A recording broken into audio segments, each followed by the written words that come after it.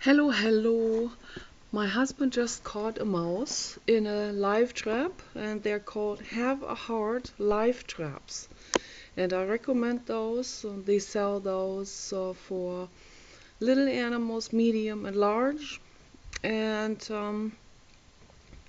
they're pretty good. They snap closed very fast without hurting anyone. It falls down gently, and what you have to do in the winter time, that's very, very important. You have to put newspaper, like little pieces of little torn pieces of newspaper or paper towels into it. And what this mouse did last night, he used all the paper towel pieces that Paul put in there, and he made himself a cocoon in there to stay warm. And it's so cute.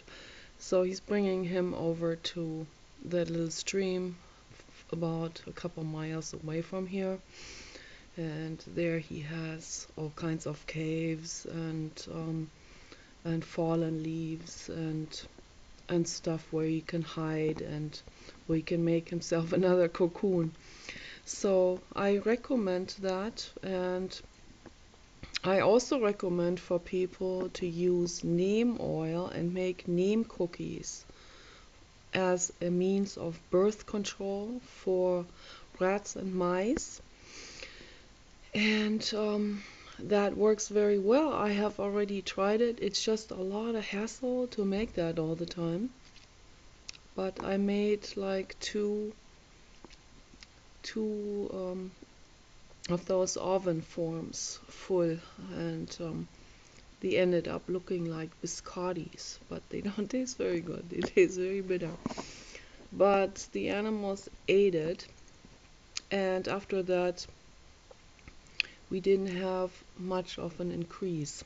So, and there was just one male rat left, and we also have neighbors' cats who come up here and take some. So there was one male rat left. He didn't seem to have a partner, and Paul caught him and also brought him to the stream. There was a very cute one.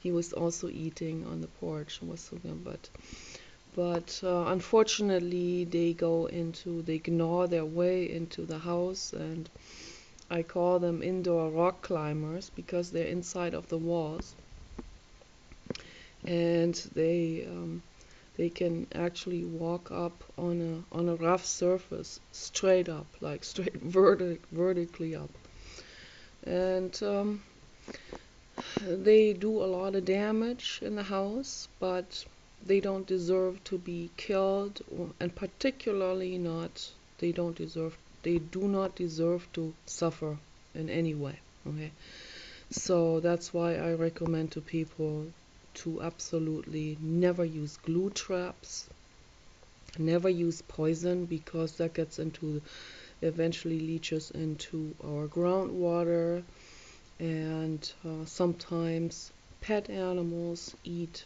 deceased, poisoned rats and mice, and that can also kill the pets. So it's very dangerous and it's very cruel, all of this. And glue traps are extremely cruel. And snap traps are very cruel too. And Paul used to do that in LA, and a few times the rat was not dead and was suffering, and then he had to use a spade, and I cannot stand any of these things. Okay, we can avoid that. We can avoid cruelty. I wouldn't even trap them in the live traps. I would just let them gnaw and multiply. I don't know. I would just use the neem technique. But I can't convince him of that, so he has to, at least he does the live trapping, and he told one of our neighbors about that. He showed one of our neighbors the trap with a mouse in it, and then the neighbor did that too, and that is just incredibly wonderful, you know. So this, the word gets around through showing other people, and to forwarding this kind of information to everyone you know, and to make the world a better place. Okay, you guys take care. Bye bye.